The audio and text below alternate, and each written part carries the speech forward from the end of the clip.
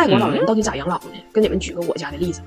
我的公公婆婆要卖房子了，买主是我的2个小姑子，我 HR 这个房子本来的法定继承人，所以我就有个疑问，我俩小姑子为啥要买呢？那将来正常不也得给你们吗？但其实不然，有很多外国老人是不留房产给儿女的。情感上我儿女我心疼，遗产上非必要不继承。比如说老两口这套房子值200万，现在老头老太太退休了，想疯狂享受生活，但是往往情况是心是准备造反了，造反的钱忘攒了，所以他们就会把自己房子提前卖。比如说这房子不估价200万吗？我卖给中介150，我先花着，等我走那天你们再来收房子。然后这中间这50万的差价呢，就暂且按照我还能活10年来估算，没活够呢你退，活多了呢我补。阳寿和预寿此消彼长。我有时候就想哈，难怪我公公婆婆不养生。你说你如果按照能活到80折算的价都花了，万一天天泡脚，一出溜长寿了还得补钱，那真叫一个活不起呀。我奶奶说，你看你婆婆大冬天的穿个凉拖喝冰水，那到老了那都是作死。我说人家是在理财，在理财。当然了，可能有人会说，人家国外很多中产也会给孩子留什么什么什么，那你说就是你对。我公公婆婆不是中产，反正据我的了解，他们这个阶层会以各种成熟稳妥的方式，坚决的保证了自己走的是片甲不留，人亡之前先家破，人去之后必劳空，就是这么一个思路。我大胖媳妇也是受这个观点影响很深远，所以她就不会说想培养孩子咋地，然后牺牲自己太多，给孩子上兴趣班尽可便宜的报，比如蹦蹦床。孩子喜欢滑冰，他说滑冰还得买刀。孩子想学骑马，他说骑马还得租马。我说俗话说得好，招兵买马，招兵买马才能培养出将军，你这兵马都不要啊。他说有兵马的不是勇吗？那最终也一样是被埋没，也不一定是将军。咋说呢，这玩意儿各有优缺点吧。像我婆婆我老公这种就可能太在乎自己开不开心，也有优点，就是孩子永远有个非常开心的爹，然后父母和孩子从小就不互相绑架，活得都很轻松。我呢不可能完全同意他爸妈的做法，但是我也不想像我爸妈这样这么累。反正我感觉就对孩子这玩意儿就尽量吧。你租马租不起可以租个驴，骑驴找马呗，人不都那么过吗？也不用因为要给孩子多少太为难自己。比如我每2周必须出去一次，给自己买好看的衣服，买贵的，但是给孩子买衣服我净买便宜的。谁让他比我好看？谁让他比我好看了？然后呢，每周必须出去喝顿酒，回家就逼加拿大技师给我做 SPA， 用这个法国让提斯面膜，让他救救我的熬夜暗黄脸。这芋泥质地特别舒服，享受一下。但是啊，有个事儿，你看是不是我多心了？他总说他自己是不可能出去做 SPA 的，但是这个拿锣在耳边敲这个事儿是从哪学的呢？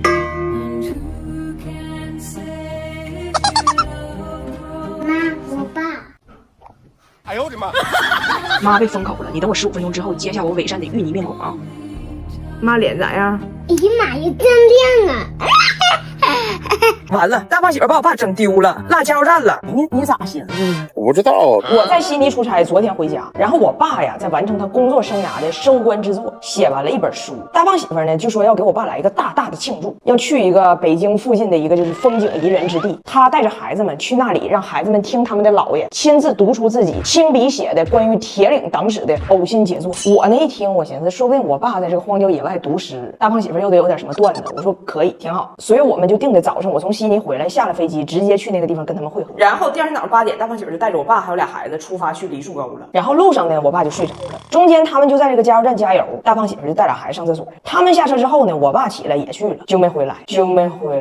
大胖媳妇上完厕所带俩孩子上车，也没发现车里少个老头，油家就开走了。我爸的手机钱包都搁车上，然后我是比他们早到的，我早就在梨树沟等着这一家人，开启一场关于我爸这个文学生涯的里程碑盛典。车来了，门开了，一顿拥抱，我看到了我的大胖媳妇孩子们，唯独没有我爸。我爸呢？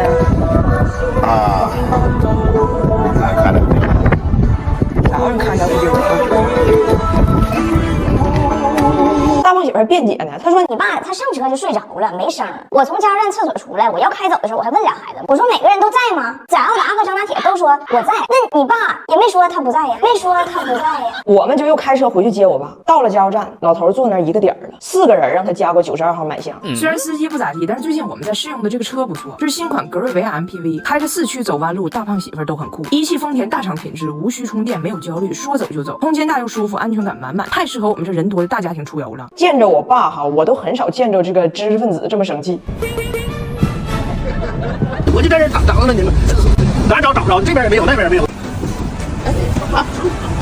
没问题，没问题。没事没事。哎哎哎！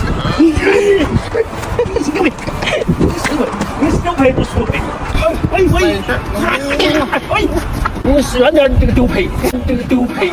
结果我没想到张大铁学英文学不会，学东北英文学的老快了。你别老是这么擦，你咔咔咔咔，真不经抄的，红了都。你洗就赔，你洗就赔吧。你这个猪胚，你这个猪胚。你们知道让中国老人和外国老人一起带孩子是什么结局吗？结局就是中国老人除了带孩子，还得带外国老人。我和大胖媳妇一起出差了，就留我爸和我婆婆在家一起带孩子。这一早上孩子连玩带闹，太累人了。我爸就想出了一个能短暂解救自己和温迪的方式，让孩子去躲猫猫。反正我爸也没准备跟孩子们真玩，就寻思让孩子消停一会儿。我爸的计划是宣布现在开始躲猫猫，然后孩子们一跑，我爸呢就可以给温迪沏一杯茶，俩人休息一会儿。我爸没想到，他一宣布，孩子们，咱们现在玩一个游戏，叫躲猫猫。温迪。I love that game。噌家窜出去了，狗都追不上。人家张大铁已经找好的地方，我婆婆觉得好，跟张大铁抢。张大铁说不行，这是我选的地方。温迪告诉他，孙子，咱俩换。我本来选的地方吧是狗窝，但是亲爱的上帝，谁能想到那还有只狗？拿铁，这样我给你2块糖，咱俩换。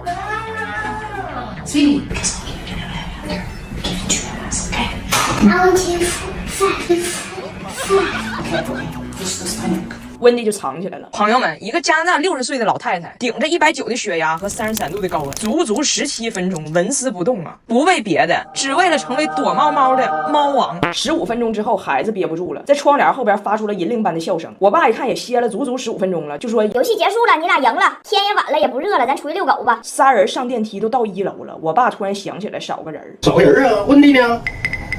不用说，不用说。不用说。这把忘记了，没找他呢，赶紧给找回来呀！你赶紧找哪个去？他不就搁哪眯着呢？你闷死了一会儿，你闷死了一会儿。哎呀，这不是大活人吗？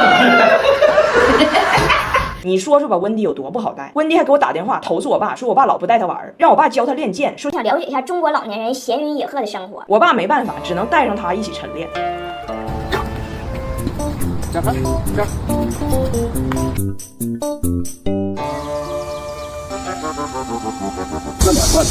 来，温迪，咱们还是学最简单的吧。哦哦，使劲。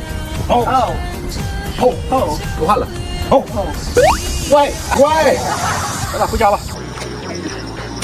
这过动症有点，好多年。